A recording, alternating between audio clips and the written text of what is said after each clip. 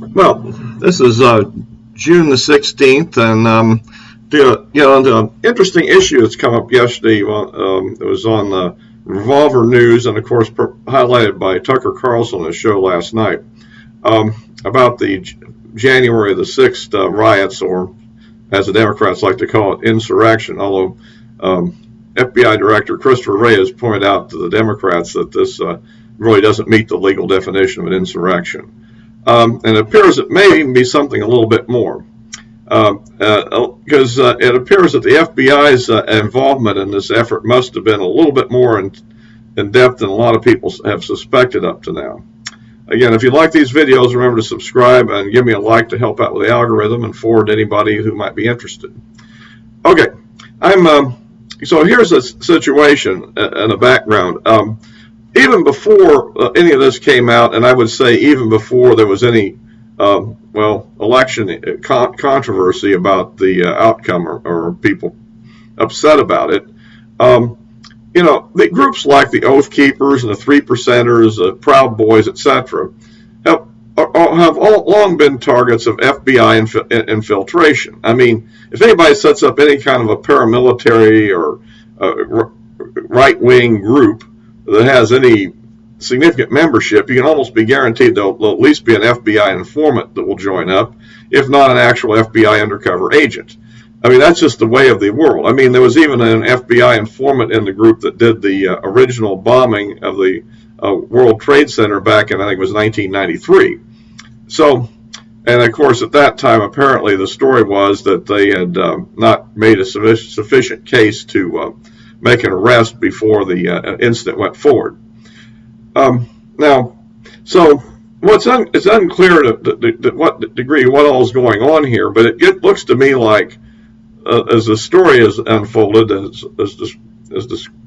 described by the Revolver.News, is that essentially there were a lot of these people who are some of the more serious participants in the riot who are not being indicted or unindicted co-conspirators or whatever, whereas other people whose role are relatively minor are being indicted and having the full force of law thrown at them.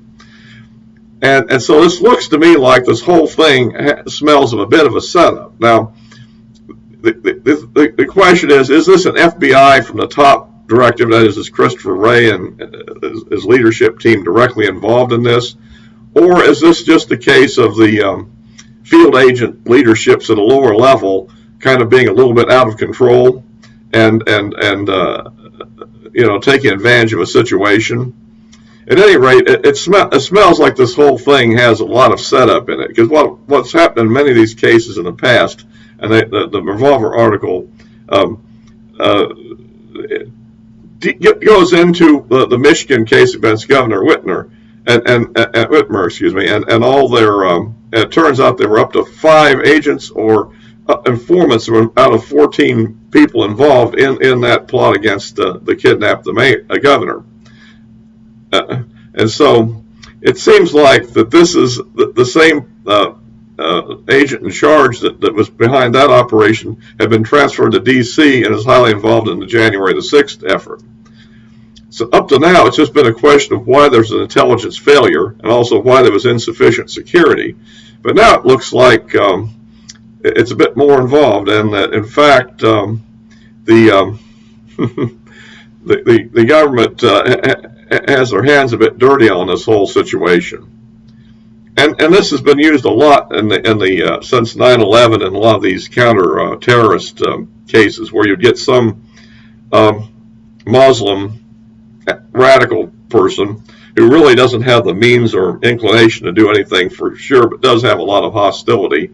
And then sort of what happens is that some FBI asset gets involved with this person and promises them that they can get them the wherewithal to do a terrorist act, and then the person then goes forward and conducts the beginnings of a terrorist act or gets delivery of fake explosives or whatever the means might be, and ends up being charged with conspiracy to commit terrorism and sentenced to prison for 20 years or something like that.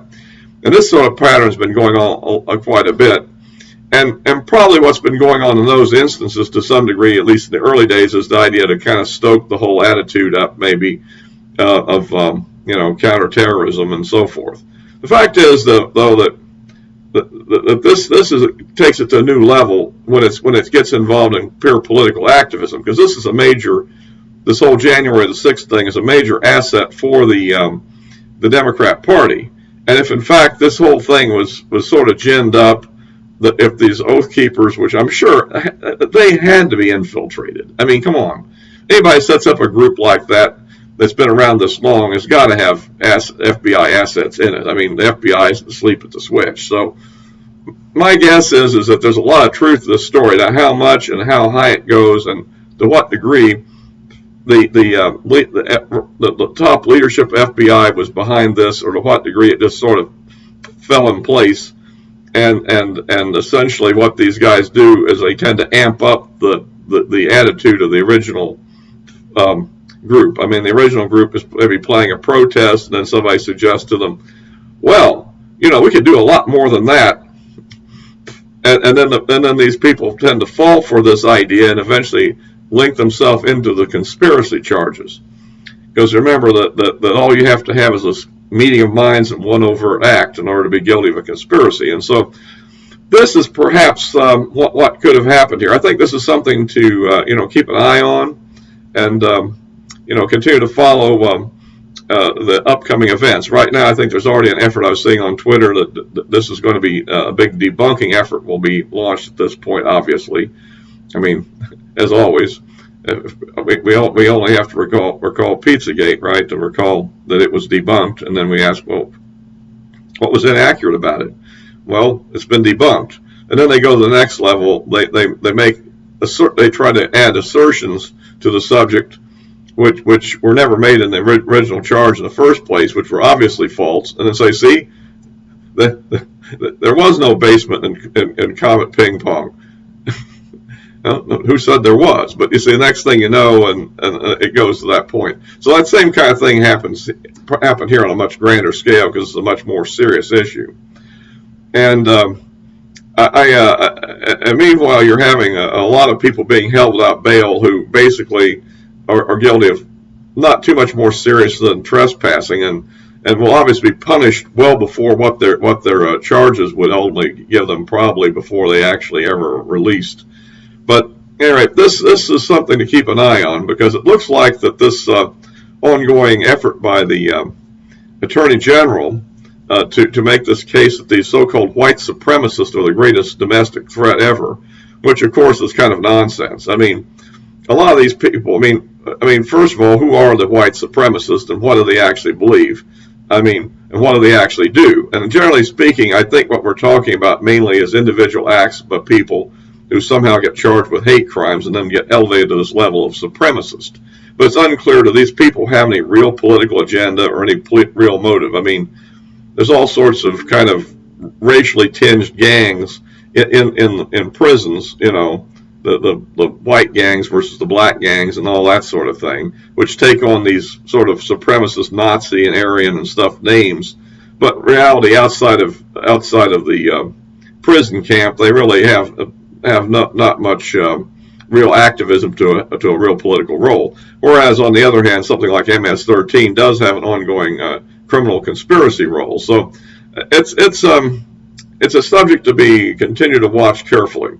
I guess also I mentioned that the famed summit between the G7 summit and then the follow-on meeting between President Biden and President Putin has occurred, and I guess each has their own view of what happened in the event. It's unclear anything of substance will really come of it. In fact, it's possible that.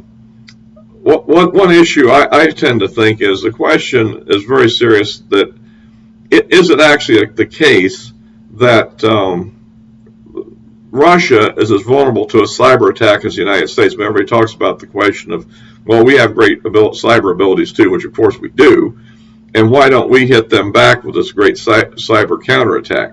But I kind of wonder, to what degree is the Russian economy really that linked to the internet as much as ours is? I mean, we have all sorts of online banking, online shopping. We apparently have put in all sorts of control mechanisms of various utilities on the internet and so forth. And I simply do not know to what degree the Russians have done the same thing with their system, given that their economy is somewhat more backward than ours. I wouldn't be surprised that really we're the one that's living in the cyber glass house, and they're the one that's more in the cyber brick house. Not because they're so smart, but simply because they're more backward. I mean, if you want to run a cyber attack against a third world country in Africa to shut them down, would you really shut much down if you ran one? You know, if you see my point. We're a high-tech country such as the United States, maybe in a slightly different environment. Well, at any rate, I thought I'd make this comments today, and we'll wait until the next video, see what we can come up with. But I do think we need to follow this Revolver case. I'll put a link in it below, in the description below, for people who are interested in reading the details, which is pretty extensive.